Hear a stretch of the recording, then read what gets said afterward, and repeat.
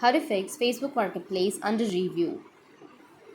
So if your Facebook Marketplace is under review and if you want to fix that problem, then what you need to do is first make sure that you have a stable internet connection. Once you have a stable internet connection, now there are many factors that play a major role. The first one is policy violation. Facebook has strictly fixed the community standards and commerce policies. If your listing violates, such as selling restricted items like weapons, counterfeit goods, and animals, it will be flagged for review. Second one is user report. Another common reason is user reports. If someone reports your listing, Facebook takes that seriously and starts a review. Third one is quality control. Facebook sometimes conduct random checks to maintain a safe and reliable platform. Even if your listing is fine, it could be reviewed as a part of their routine. The fourth one is new account. If your account is new or hasn't built a trustworthy regulation yet, you're likely to face stricter security. The fifth one is automated detect. Finally, Facebook uses AI to scan for certain